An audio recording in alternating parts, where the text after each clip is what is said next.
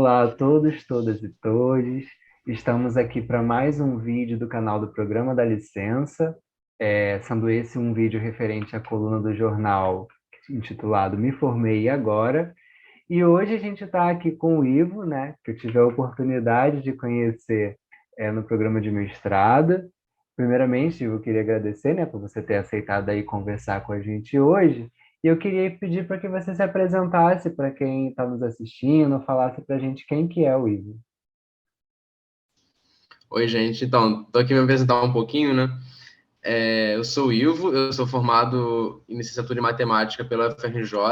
Eu entrei lá em 2016 e me formei em 2019, logo no primeiro semestre de 2019, com um semestre de antecedência. Eu sou oriundo da Baixada Fluminense, morava com meus pais em São João de Meriti até há pouco tempo, agora estou na Ilha do Governador. Além disso, estudei no Pedro II, Colégio Pedro II no ensino médio, e luto muito por uma educação pública de qualidade. Então, essa é minha bandeira desde que eu entrei na graduação. E acho que tem a ver com a minha formação, tanto pessoal quanto profissional, né, ao longo da minha trajetória de vida mesmo. Tá bom a apresentação? Quer mais alguma coisa? Tá ótimo, Ivo. Aí, aproveitando que você falou da sua formação pessoal e profissional, né, acadêmica, eu queria que você contasse para a gente o que que te levou a trilhar esse caminho, falar um pouquinho da sua formação, da graduação, da pós-graduação. Pode ser? Pode ser. É que eu não falei pós-graduação porque eu não estou acostumado, é muito recente. Eu também sou mestre em ensino de matemática. Eu fiz o mestrado em 2020 até o finalzinho agora de 2021. Já completei, né? E eu quis ser professor assim, por muitos motivos. Meus pais são professores, né? Então isso já era um fator. Embora eles nem sempre concordassem com essa minha escolha, era um fator que influenciava. Outro fator assim que eu acho que foi o mais decisivo foi um professor que eu tive no ensino médio. Ele professor de matemática, né? Que ele incentivou muito a seguir nessa área de ser professor e especialmente de matemática, assim, porque ele abordava uma matemática de uma outra forma, assim, não era fórmula, era uma coisa mais de conceito, de ideias, e que dali para mim foi decisivo, né? Então, para entrar na licenciatura em matemática. E depois, dentro da licenciatura, eu fiz uma iniciação científica, né? Com o Vitor Giraldo, ele foi meu professor em uma disciplina da graduação, e ele me convidou para fazer uma iniciação científica com ele. E aí, dali eu pensei assim, não, acho que eu quero focar em ensino de matemática mesmo. E aí, por coincidência, eu descobri que aquele professor que me deu aula no ensino médio, que se chamava Alexandre, que é um grande amigo hoje também, ele foi orientando do Vitor no mestrado. Então, tinha uma coisa em comum. E aí eu falei, não, realmente eu quero seguir ensino de matemática. E a partir dali eu já planejava já entrar no mestrado, né, em ensino de matemática, que foi o que aconteceu. E agora quero continuar no doutorado também, né? Esses são os planos. Mas foi isso assim, que me incentivou mais. Eu acho que ter um bom professor, um bom exemplo ali de profissional foi decisivo, foi central. Comigo aconteceu algo parecido, né? Eu tive um professor no ensino fundamental 2, né? E aí, que era o nono ano, quer dizer, que era a oitava série, agora é nono ano. E aí, até aquele momento, eu nem tinha tanto interesse assim para lecionar, e muito menos matemática, porque mesmo tendo aproximações com a disciplina, aí não era aquilo tipo, ó, amo matemática, né? E aí eu tive esse contato com ele, e ele fez com que essa conexão e essa vontade, né, de ser professor e de matemática especificamente aflorasse ao longo da educação básica, né, dali em diante. E aí, Ivo, é, como que foi? Você falou da questão da trajetória acadêmica e tudo mais, e eu queria que você falasse um pouquinho também das suas experiências como docente, trabalhando aí, pode ser? Pode ser, eu sempre esqueço também essas coisas. Tem que falar muita coisa, né? Eu acabo me apresentando ao longo do vídeo todo, porque eu sempre vou lembrando os momentos da minha trajetória. Mas bem, atualmente estou como professor substituto no Colégio de Aplicação da FRJ. Né? Lá eu trabalho há 2 anos, né? São 2 anos de contrato, era um ano e eles estenderam por mais um. Peguei 2 anos letivos, 2020, 2021, praticamente os dois todos em pandemia, né?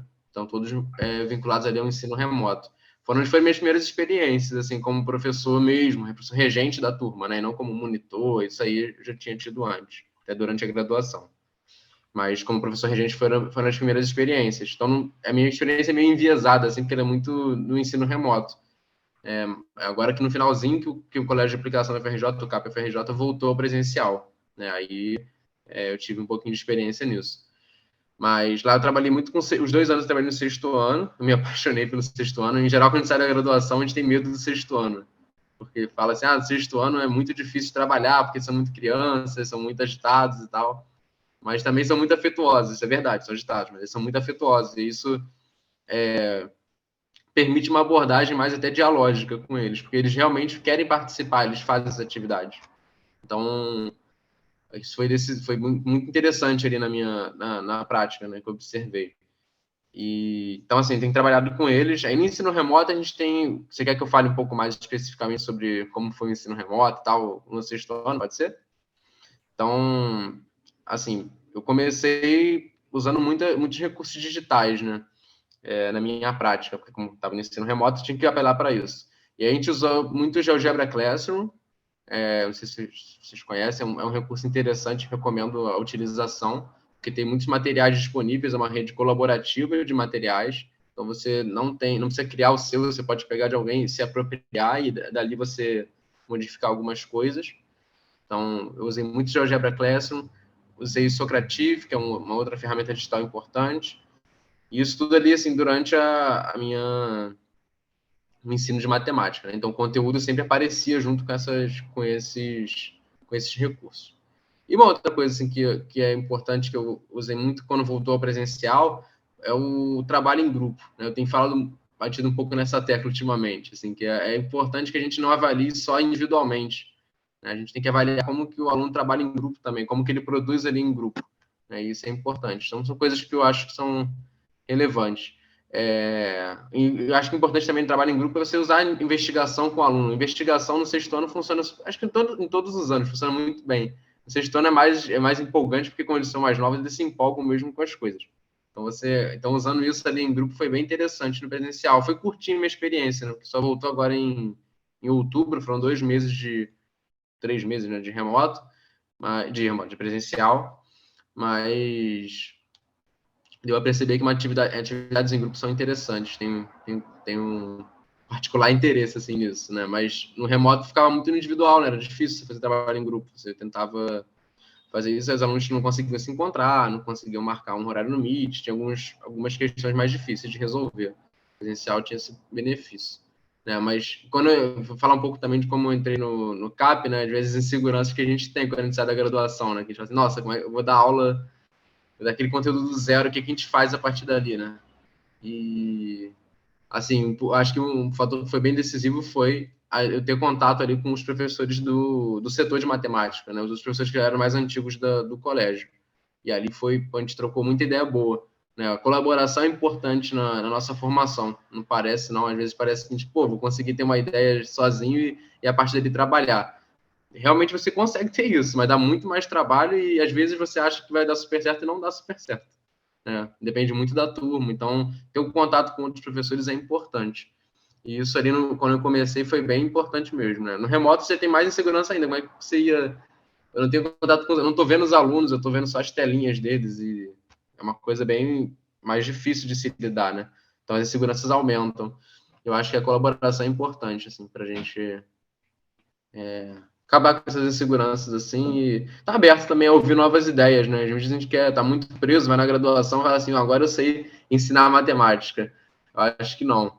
Assim, a graduação é muito importante, ensina muitas coisas importantes, tanto em relação ao conteúdo quanto em relação ao ensino do conteúdo, mas a prática é fundamental, assim, mesmo quando a gente está no estágio, que a gente vê, assim, o professor ensinando, não é igual você dar aula. Da aula, você meio que tem que pensar muito sobre o assunto, né? Tem até algumas pesquisas mostram isso, né? Pesquisas de neurociência. Quando vai ensinar um conteúdo, você aprende ele muito mais, né? Acho que em articulação com outras ideias. Eu sinto um pouco isso, assim, com o sexto ano, né? E ali no trabalho no CAP em específico, a gente, como era um ensino remoto no meio da pandemia, a gente não conseguiu cobrir todo o conteúdo, né? A gente foi até certa parte no sexto ano. Em geral, a gente fala de frações, números decimais, assim, a gente não conseguiu falar sobre isso. Mas conseguimos, a parte que a gente fez de uma forma bacana, assim, de consolidar algumas coisas, articular com outras. Então, acho que é isso, assim. Acho que o trabalho de sexto ano foi muito bacana para mim. E as inseguranças vão passando com o tempo, mas, como eu falei, insegurança no início ela pode ser resolvida com isso, com a colaboração, né? E depois ela tem que ficar com a insegurança tem que dar lugar à vulnerabilidade. Assim, a gente tem que estar aberto a novas ideias. Então, a gente não vai ficando mais experiente, não quer dizer que a gente vai ficando mais rígido, pelo contrário, vai ficando mais aberto a ouvir novas ideias. Então, penso um pouco isso. E acho que é isso, por enquanto, Igor. Manda aí. Eu achei ótimo, porque eu ia te perguntar justamente dessa questão, né? Porque você entrou, começou teve essa experiência docente em um contexto bem atípico, né? Por conta da pandemia, e aí você trouxe algo que é algo que eu fico pensando muito, né? Porque eu ainda não tenho experiência com turmas de educação básica, né? No chão ali da sala de aula.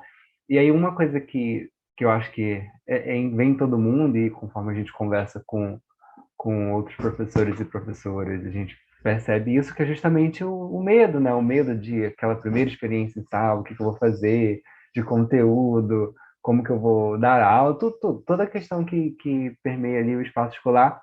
Mas, ao mesmo tempo, uma coisa que me conforta, que eu acho que se caminha em direção ao que você está trazendo, é o fato de eu ter outras pessoas que eu conheço, amigos, outros professores que já estão lá e que eu estou sempre em contato, que eu estou sempre perguntando, falando, não sei o que, de aula, do início, como é que foi, não sei o quê.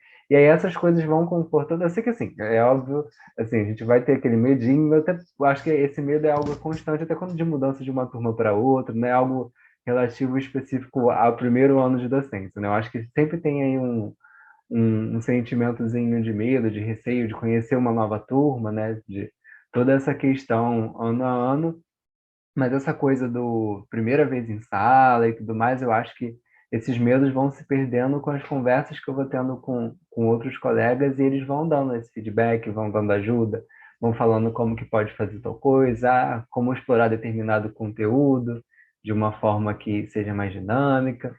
E aí, isso de fato é uma coisa que vai confortando, né? Então, acho que isso é algo bacana de ser dito, porque é comum esses medos aparecerem e essa troca é importante, assim, para ajudar nessa fase, né?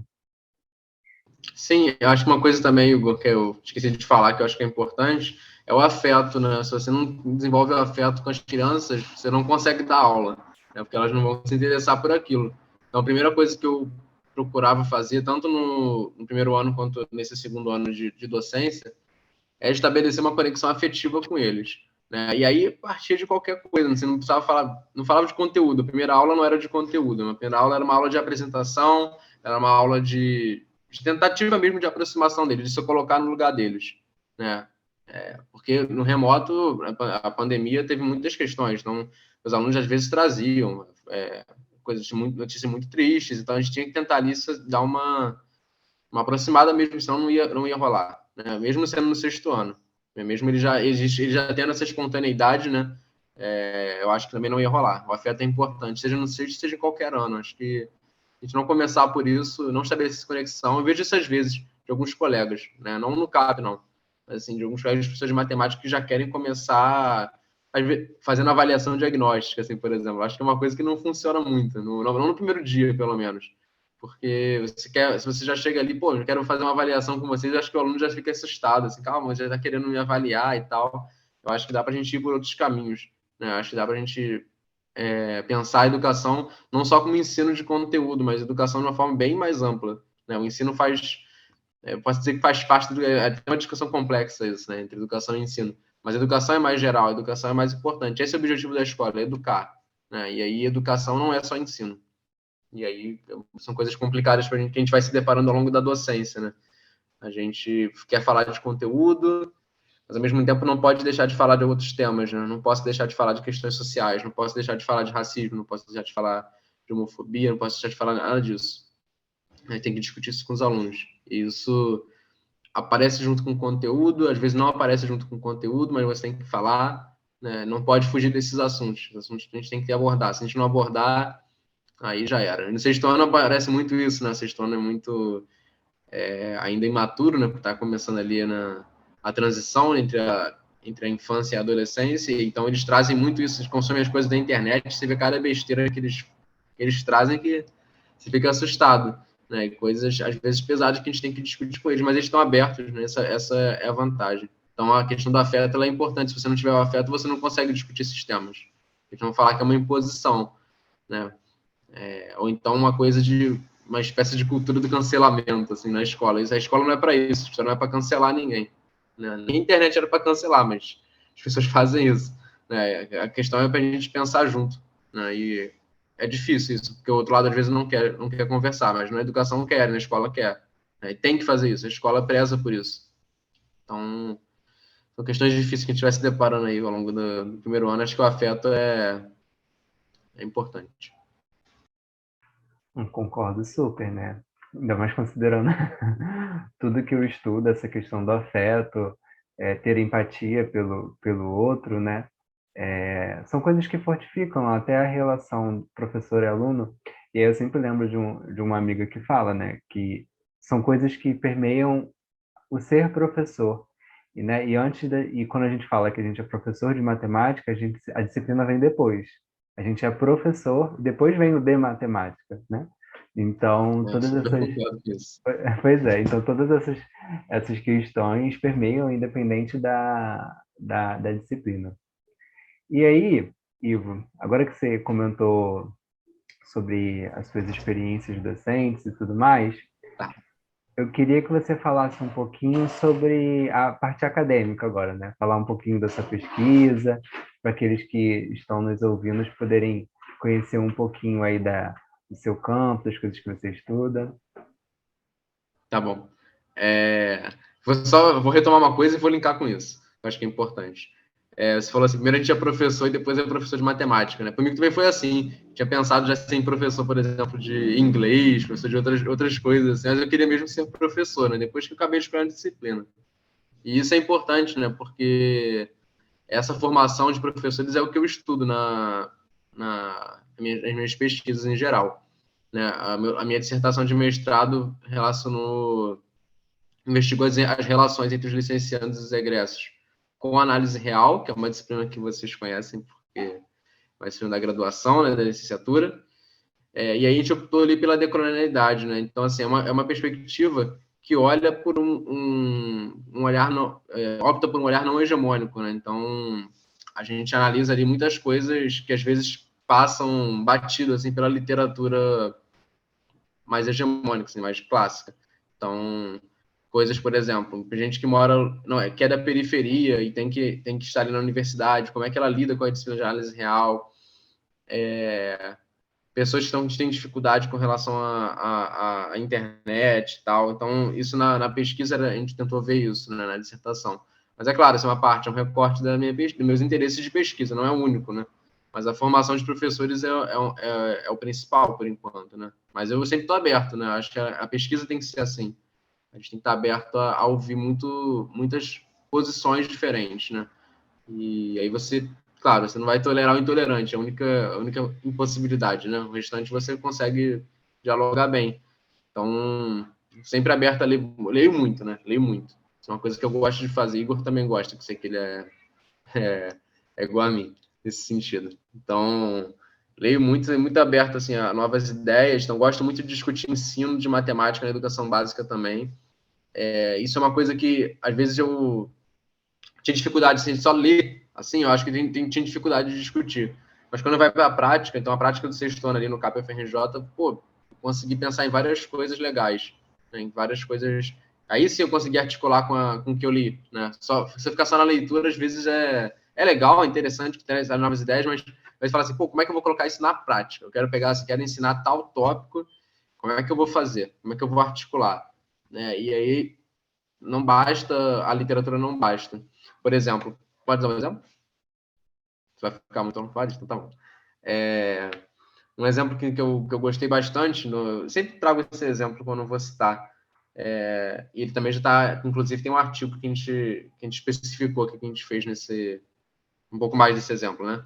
E assim, a gente ia abordar números primos. Números primos é um tópico que tem no sexto ano, que já vem até, às vezes é abordado nos anos iniciais, mas ele no sexto ano a gente revisita esse tópico, né?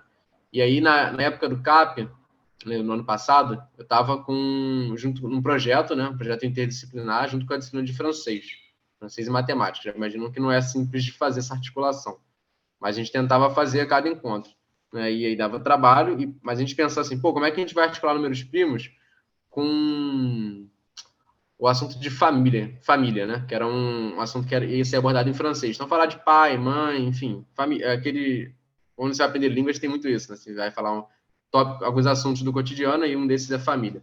Então, a gente queria articular família de francês com números primos. Como é que a gente fazia isso? E aí a gente pensou, pô, uma abordagem inicial é tentar lembrar o que eles viram sobre ancestral comum. Ancestral comum é uma noção que é abordada muito em ciências no sexto ano, e logo durante o ano do sexto ano eles falam sobre isso. E a gente tentou retomar um pouco isso para falar sobre família, né? Porque família, em final, você está falando dos seus ancestrais e tal. Então, a gente retomou a noção de ancestral comum e tentou articular isso com números primos. Como é que era a articulação que a gente fez? A gente pensou assim, pô, todos os números naturais, eles podem ser gerados a partir dos números primos, né? Os números primos geram os números naturais, pela teorema fundamental da aritmética. Então, a gente pensou assim, pô, então, em certo sentido, os números primos são ancestrais comuns dos números naturais. E aí, a partir daí, a gente começou a fazer articulação. Então, a gente falou, olha, gente, números primos, o que são eles? A gente deu a definição, né? E falou, olha, essa propriedade aqui, essa definição leva a gente a concluir que os números primos geram os números naturais, né? E aí eu vejo ali é potente isso, porque isso articula a matemática acadêmica, que é a teorema fundamental da aritmética, álgebra 1, não sei como é que é na UF, mas na FRJ era álgebra 1, e matemática escolar, né, que é números primos. Então, e ancestral comum, interdisciplinaridade, porque você está falando de coisas de ciências e coisas de francês. Então, isso foi bem legal, né? E uma coisa que eu trago para a prática. Investigar isso é importante. Isso era uma coisa que eu nunca tinha visto na literatura, mas era uma coisa que a literatura me inspirou. Então, a pesquisa é importante, né? A pesquisa é importante. A prática tem que ser investigada, né? E aí a gente fez isso num relato de experiência, a gente contou um pouco sobre isso. Mas tem outros, esse é um exemplo. Assim, nesse segundo ano também teve outras coisas bem bacanas, modelagem grafos com múltiplos e divisores, foi bem. Estou escrevendo ainda, mas vai sair em breve.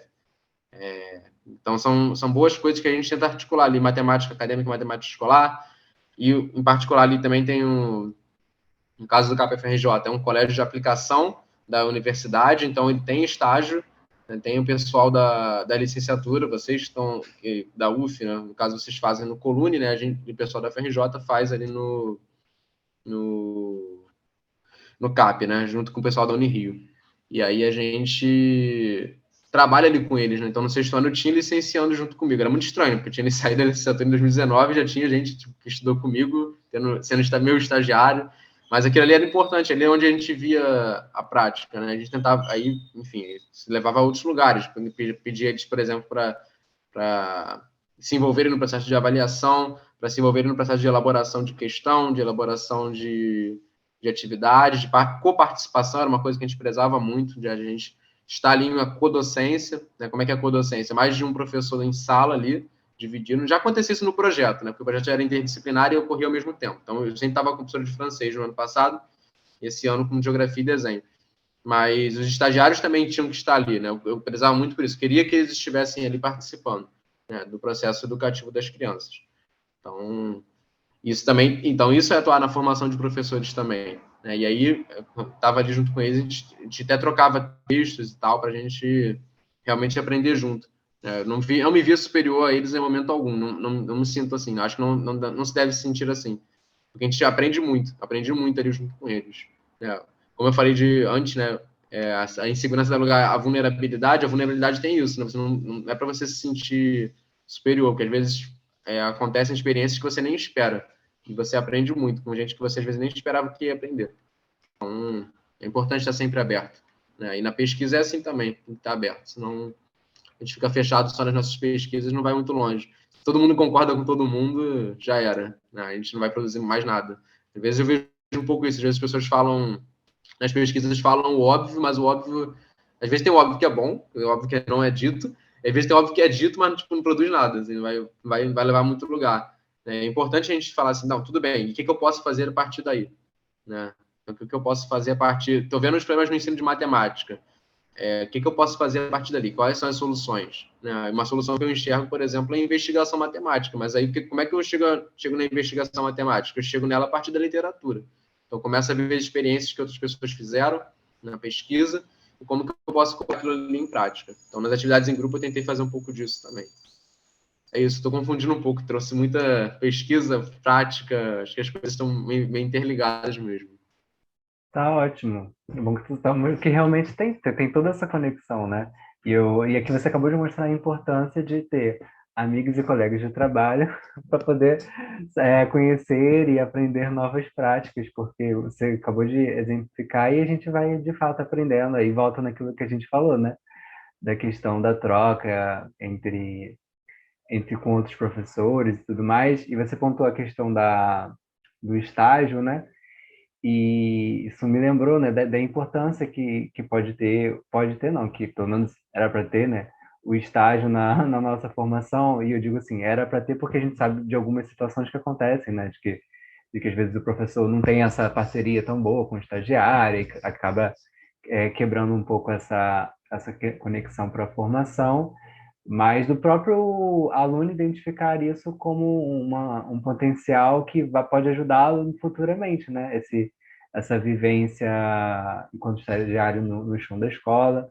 Eu lembro que quando eu fiz estágio, apesar de eu não ter feito, eu fiz em uma escola do estado, né, que era perto da minha casa, que lá a gente pôde meio que escolher, assim, e foi ótimo, assim, porque vivi coisas, vivenciei situações da rede pública e que eu não saberia como agir, e aí eu via aquilo acontecendo, e eu sempre tive ali tentando acompanhar tudo, desde o processo da avaliação, e aí foi muito rico, assim, eu acho que a gente deve aproveitar bem.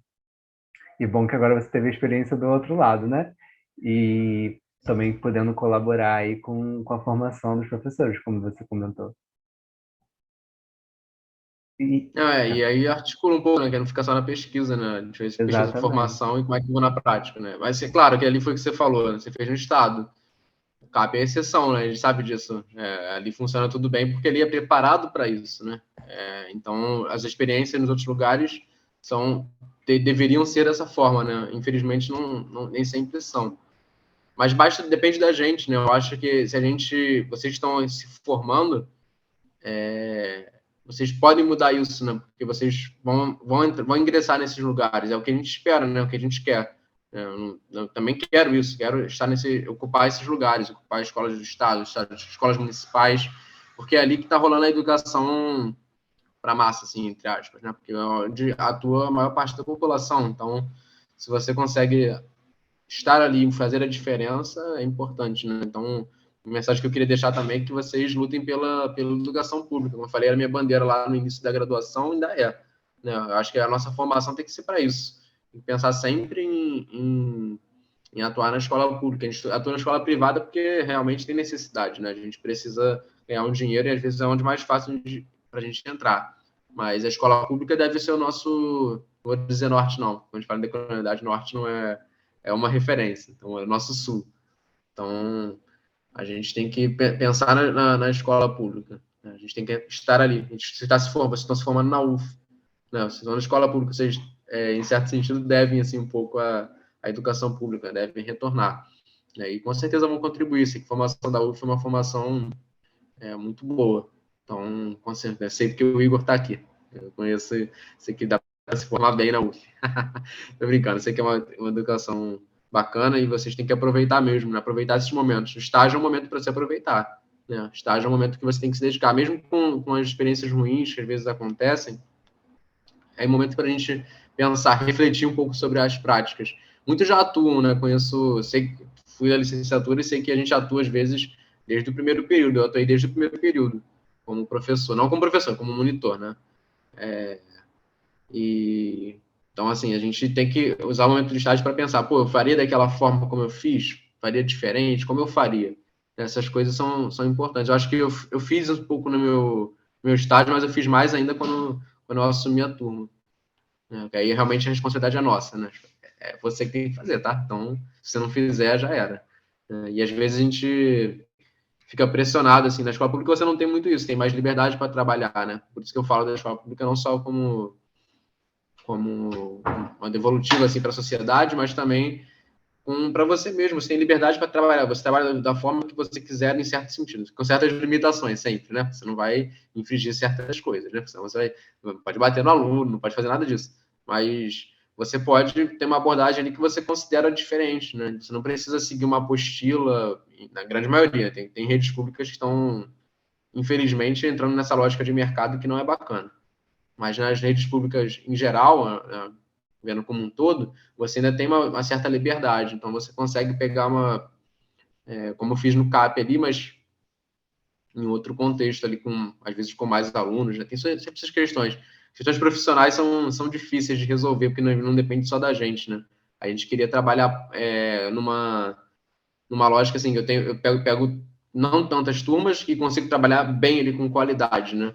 Infelizmente não é isso que acontece. A gente pega muitas turmas e a nossa carga horária ali por exemplo, passa num concurso, tem 16 horas, as 12 são em sala e você não consegue fazer mais nada, né?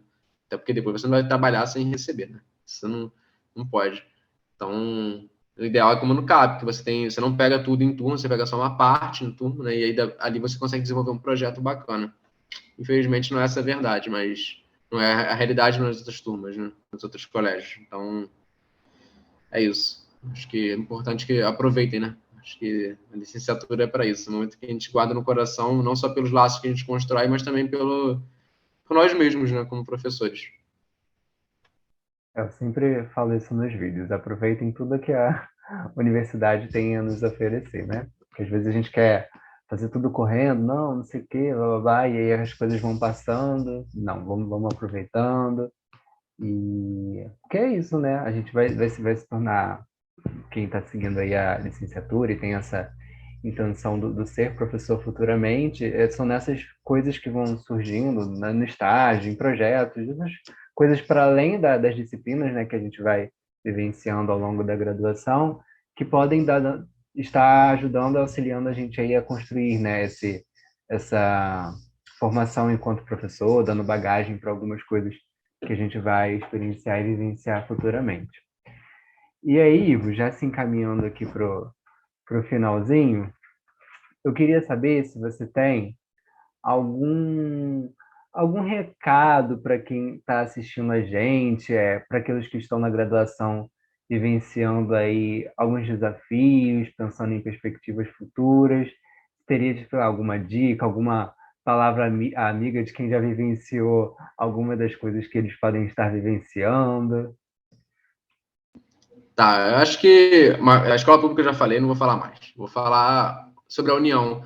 Eu acho que se a gente não se unir como professores, já era. A gente fiquem juntos, né? As amizades que eu fiz na graduação, eu levo. Elas, coincidentemente, também estão no mestrado, né? Mas é importante que vocês fiquem juntos, mesmo que não sigam o mesmo caminho, por exemplo, na parte acadêmica. Mas eu acho que se vocês ficarem juntos, as coisas produzem melhor. Como eu falei desde o início, né, a colaboração é super importante para a nossa profissão. Então, não só para, tipo assim, como é que eu vou ensinar o conteúdo, mas até em termos de afetivos, assim, se se você não ficar unido, você realmente vai ficar muito solitário. E trabalho solitário de professor é muito triste, né? É uma coisa que mexe com a gente, né? Então, é importante que vocês fiquem juntos. E ficando juntos, a gente consegue produzir mais luta, muito mais resistência com relação às outras coisas. Às vezes tem muito isso no magistério, que é lutas, conflitos assim de interesses e às vezes conflitos ruins, que é um conflito assim, pô, o cara é a favor da pena. Vamos, tá no vídeo, né? Deixa eu pensar com carinho com as palavras que eu vou falar, né? Você está pensando assim, um professor que é contra os direitos dos professores, é meio contraintuitivo isso, e um professor que é a favor. Né? Isso, e aí eles são diametralmente opostos, né? Um não vai querer falar com o outro. Isso é ruim, né? Eu acho que que é contra os direitos tem que repensar suas ideias. E isso, com certeza, ele construiu porque ele pensou individualmente, né? Porque para ele faz sentido aquilo, mas ele não se entende como parte de uma cultura profissional, né? Não se entende parte de ser professor, né? Então, fiquem juntos. Eu acho que é uma coisa muito importante. Passa rápido essa entrevista. Tem coisa, eu falo muito também, gente. Vocês devem ter notado isso pelo tempo de vídeo que tá. E uma coisa que eu acho que é importante também é, como a gente quer que fique junto, né? Tem o contato do pessoal aqui da licença, podem ter meu contato se vocês quiserem. Meu nome é fácil de achar. Estou sempre disponível para trocar ideia, né? Sempre gosto de conversar com pessoas que são da licenciatura, sejam elas que estão em formação ainda, sejam elas já estão atuando. Como eu falei, no CAP eu só perdi a segurança porque eu tive amigos ali para estarem juntos. Então, estejam juntos entre si, estejam juntos conosco. É importante que nós nos unamos como professores, né? Seja de matemática, seja de outra área. A gente tem que se unir, tem que ver, não pode analisar, se achar porque às vezes está na graduação em matemática e você tem uma ideia de que você é superior. Não pensa isso não, isso é uma furada, né? Tem muita gente, as outras disciplinas são tão importantes quanto a matemática. A gente vê isso muito na escola, né? E a gente tem que desconstruir isso, né? Às vezes a gente acha, pô, foi sem cálculo, sei análise, então agora... Às vezes eu já ouvi muitas falas dessas assim na licenciatura. Não caiam nessa, isso é furada. Vamos sempre pensando que temos tudo muito a aprender com os outros, né? Sejam professores, sejam funcionários da escola, sejam os próprios alunos, né? Se coloque no lugar dos alunos, isso também é importante, né? Quando vocês forem atuar, tem uma expressão, se colocar no lugar, uma expressão que se você traduzir para o inglês se colocar os sapatos do outro, né? Where, não me lembro, mas tem essa expressão. Que bota uma coisa shoes, né? São sapatos. E se eu colocar no lugar do outro é importante. Então, se colocar no lugar do aluno é importante para você entender como que ele pensa, como que ele está se sentindo. Né? Todas são questões fundamentais. Às vezes não é trabalhado nas disciplinas da graduação, não. Às vezes eu acho que isso a gente só vê estando ali na prática mesmo. Então, aproveite os momentos de estágio, aproveite os momentos de PIBIs, quem tem residência, quem tem. Esses momentos são importantes, são relevantes para a prática, né? Estejam envolvidos. Eu acho que, como eu falei, eu fiz em 3 anos e meio, né? Eu terminei um semestre antes do que deveria. E eu falei assim, vai muito rápido, né? Às vezes eu acho que eu fui muito rápido em algumas coisas. Acho que eu faria diferente hoje. Mas aproveitem, acho que essa é a mensagem. Aproveitem tudo que a universidade tem para oferecer. Como o Igor falou, não só as disciplinas. Parece clichê essas coisas, mas não é clichê não, isso é verdade mesmo. Não é só uma coisa que às vezes eu falo até com meus alunos de sexto ano, né? Isso parece coisa de velho, né? Velho que tá falando, então não precisa ouvir, porque isso aí é coisa batida. Não, essas coisas são importantes, né? Aproveitar o que a universidade tem para oferecer é importante. Seja a iniciação científica, seja o estágio, seja... Então, aproveitem, sigam aí. E também recomendo a busca por uma pós-graduação. Às vezes parece bobeira, assim, falei muito de como eu como eu escolhi o mestrado e tal, e faço propaganda assim de vocês fazerem mestrado também, procurarem se especializar, continuar estudando, investigar a própria prática, né? Eu acho que isso é importante. A pós-graduação, ela representa isso, né? A gente continuar investigando a nossa própria prática em articulação com a literatura. Mas também é importante com uma questão de sobrevivência. Infelizmente, no Brasil hoje, infelizmente não, talvez tem prós e contras, né? A gente tem que ter o mestrado. Se a gente não tiver o mestrado e doutorado, a gente começa a penar um pouco não consegue atingir certos lugares, né? Então, seja não passar num concurso, seja acessar uma universidade, por exemplo, universidade privada, ele também exige uma pós-graduação. Se você não tiver, você não consegue dar aula livre, o salário é relativamente maior. Então, para a gente sobreviver hoje, é importante que vocês façam uma pós-graduação, né? E aí você tem vários, né? Claro que eu sempre vou indicar as de ensino de matemática, educação matemática, porque são a minha área de pesquisa. Então, eu recomendaria elas. Mas tem outras, assim, acho que é importante que vocês façam para investigarem a sua prática e para sobreviverem como professores no Brasil, que infelizmente desvaloriza a educação. Analisou de forma maravilhosa e